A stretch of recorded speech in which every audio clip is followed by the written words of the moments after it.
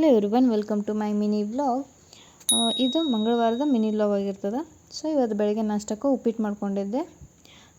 ನಾಷ್ಟ ಎಲ್ಲ ಮಾಡ್ಕೊಂಡು ಆದ ನಂತರ ಸ್ವಲ್ಪ ಶಾಪಿಂಗ್ ಹೋಗೋದಿತ್ತು.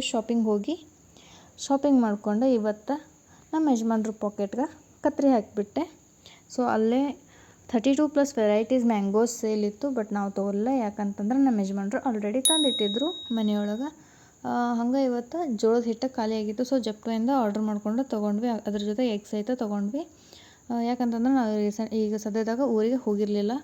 ಸೊ ಅದಕ್ಕಾಗಿ ಇವಾಗ ಈವ್ನಿಂಗ್ ಏನಾದರೂ ಸ್ನ್ಯಾಕ್ಸ್ ಮಾಡ್ಕೋಬೇಕಂತೇಳಿ ಒಂದು ಕಡಾಯಿಗೆ 1 ಕಪ್ ಆಗುವಷ್ಟು ಮಕಾನ್ನ ರೋಸ್ಟ್ ಮಾಡ್ಕೊಂಡೇನೆ. ಇವಾಗ ಅದ ಕಡಾಯಿಗೆ ಒಂದು ಅರ್ಧ ಕಪ್ ಆಗುವಷ್ಟು ಕಡಲೆ ಬೀಜನ ಹಾಕಿ ಫ್ರೈ ಮಾಡ್ಕೊಳತ್ತೇನು.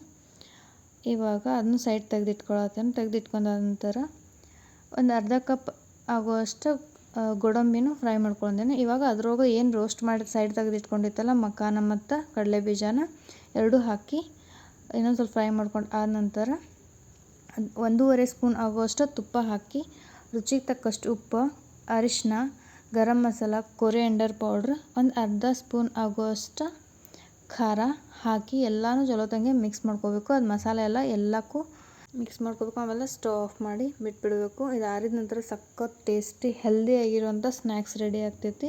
ನೀವು ಒಂದ್ಸಲ ಟ್ರೈ ಮಾಡಿರಿ. ಈ ರೆಸಿಪಿ ಹೆಂಗಾಗಿತ್ತು ಅನ್ನೋದು ಕಮೆಂಟ್ ಸೆಕ್ಷನ್ ಒಳಗೆ ಕಮೆಂಟ್ ಮಾಡಿರಿ. ಹಂಗೆ ನಾನು ಟಿ ವಿ ಮಾಡ್ಕೊಂಡಿದ್ದೆ ಸ್ವಲ್ಪ. ಇದಾಗಿತ್ತು ಇವತ್ತಿನ ಮಿನಿ ವ್ಲಾಗ್. ಈ ವಿಡಿಯೋ ಏನಾದರೂ ನಿಮ್ಗೆ ಇಷ್ಟ ಆಗಿದ್ರೆ ಶೇರ್, ಲೈಕ್, ಸಬ್ಸ್ಕ್ರೈಬ್ ಮಾಡಿರಿ. ಬಾಯ್.